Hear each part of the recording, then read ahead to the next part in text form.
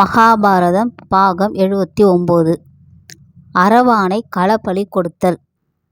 கிருஷ்ணர் சிறிதும் தயக்கமின்றி 15ஆம் திதியாக வரவேண்டியதை முறைமாற்றி 14வது திதியாக வரவழைத்து காட்டுகிறேன் என்று பாண்டவர்களிடம் கூறினார்.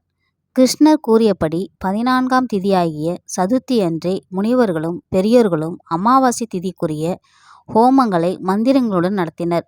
முனிவர்கள் எல்லோருமே இப்படி செய்வதைக் கண்டு சூரியனுக்கும் சந்திரனுக்கும் அமாவாசை இன்றைக்கா அல்லது நாளைக்கா என்ற சந்தேகம் எழுந்துவிட்டது. சூரியனும் சந்திரனும் திகைத்து போய் ஒருவரை ஒருவர் சந்தித்து அமாவாசை என்றைக்கு என ஆராய்ந்தனர். அவர்கள் இருவரும் மறுநாள் அமாவாசை திதியில் சந்திக்க வேண்டியதை மறந்துவிட்டு குழப்பத்தினால் முறை தவறி அன்றைக்கே சந்தித்து விட்டார்கள். அதனால் 14ஆம் திதியாகிய சதுர்த்தி அன்றே அமாவாசை உண்டாகிவிட்டது. பாண்டவர்கள் இதை கண்டு வியந்தனர். கிருஷ்ணர் தர்மரிடம், உங்களுக்கு வாக்களித்தபடியே அமாவாசையை ஒரு நாள் முன்பே வரவழைத்து விட்டேன். ஆனால் துரியோதனன் நாளைக்குதான் அமாவாசை என்று நினைத்து கொண்டிருக்கிறான். போர் நடப்பதற்கு முன்பு முதலில் யார் களப்பலி கொடுக்கிறார்களோ அவர்கள்தான் போரில் வெற்றி பெறுவார்கள். அதனால் தயங்காமல் துரியோதனனுக்கு முன் இன்றைக்கே நீங்கள் களப்பலி கொடுத்து விடுங்கள் என்று கூறினார். ஆனால் தர்மர் யாரை களப்பலி கொடுப்பது என்று புரியாமல் இருந்தார். அப்போது அரவானும் அருகில்தான் இருந்தான். அரவான் துரியோதனனுக்கு வாக்களித்திருந்தால் அவன் உயிரை களப்பலியாக கொடுக்க வேண்டும் என்று கேட்பதற்கு பாண்டவர்கள் தயங்கினார்கள். அரவானே முன்வந்து ஏற்றுக்கொள்வான் என்று எதிர்பார்த்தார்கள். ஆனால் அவன் துரியோதனனுக்கு வாக்கு கொடுத்ததால் தயங்கி நின்றான். அரவானை வழிக்கு கொண்டு வருவதற்காக கிருஷ்ணர் ஒரு நாடகத்தை நடத்தினார். அதனால் கிருஷ்ணரே முன்வந்து தன்னை களப்பலியாக தருகிறேன்.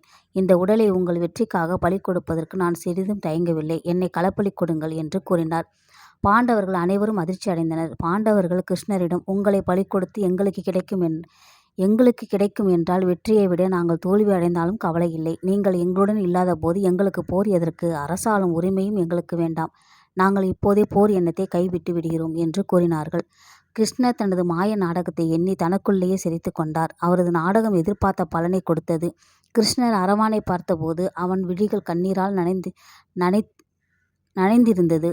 அரவான் கிருஷ்ணரையும் தர்மனையும் பார்த்து, நான் இருக்கிறேன், என்னை களப்பலி கொடுங்கள். துரியோதனன் செய்த சூழ்ச்சியால் அமாவாசை என்று களப்பலியாவதாக நேற்று அவனுக்கு வாக்கு கொடுத்தேன். இன்றைக்கு நீங்கள் களப்பலி கொடுக்காவிட்டால் எப்படியும் நாளைக்கு அவன் என்னை களப்பலி கொடுத்து விடுவான்.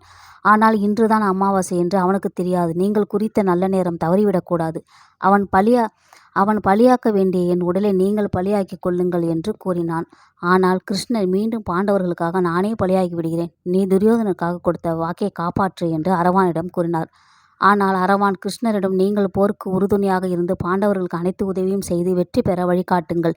நானே பாண்டவர்களுக்காக களப்பலியாக இருக்கிறேன். பாண்டவர்களுக்கும் கௌரவர்களுக்கும் நடக்க இருக்கும் இந்த போரை உயிரோடு இருந்து பார்க்க வேண்டும் என்று ஆசை உள்ளது. இன்னும் சிறிது நேரத்தில் நான் களப்பலியாகி இறந்துவிட்டால் போர் தொடங்கும் போது உயிர் பெற்று சில காலம் போர்க்கால காட்சிகளை காண்பதற்கு வேண்டிய வரத்தை நீங்கள் எனக்கு வழங்க வேண்டும் என்று அரவான் வேண்டிக் கொண்டான். அரவானின் வேண்டுகோளுக்கு கிருஷ்ணர் இணங்கி அதற்கு வேண்டிய வரத்தையும் தருவதாக ஒப்புக்கொண்டார். அரவானும் மனநிறைவு பெற்று மகிழ்ச்சி அடைந்தான். பின்பு இரவு நேரம் நெருங்கியது. அமாவாசை இருட்டு உலகம் கருமையில் மூழ்கியிருந்தது. பாண்டவர்கள் இரவோடு இரவாக யாருக்கும் தெரியாமல் அரவானை அழைத்து கொண்டு அவர்கள் பரம்பரையாக வணங்கி வந்த குலதெய்வமான காளி கோவிலுக்கு சென்றனர். பின்பு அரவானை ஈரமுளராத ஆடையோடு பலிபீடத்தில் நிறுத்தினர். களப்பலியாக போகிறவர்கள் தன்னைத்தானே தன் கைகளால் தன்னுடைய தலை முதலிய உறுப்புகளை அறுத்து காளி தேவிக்கு முன் படைக்க வேண்டும் என்பது வழக்கம். பாண்டவர்கள் 5 பேரும் கூப்பிய கரங்களுடன் காளி தேவியை தியானித்து கொண்டனர். அரவான் மலர்ந்த முகத்தோடு இடைவாளை உருவி கையில் எடுத்து கொண்டான். அடுத்த நிமிடம் அரவான் வாளை கொண்டு அவனது கழுத்தை நோக்கி வெட்டினான். சில வினாடிகள் கழிந்ததும் பலிபீடத்தில் இரத்தம் பாய்ந்து வழிந்து ஆறாக ஓடிக்கொண்டிருந்தது. அரவானின் உடல் உறுப்புகள் சிதறி அறுபட்டு கிடந்தது. பாண்டவர்கள் கண்ணீரை துடைத்து கொண்டு அடுத்து செய்ய வேண்டிய தெய்வ கடன்களை செய்தனர். பாண்டவர்கள் 5 பேரும் தனித்தனியே யானை, குதிரை முதலிய சில விலங்குகளையும் பலி கொடுத்தனர்.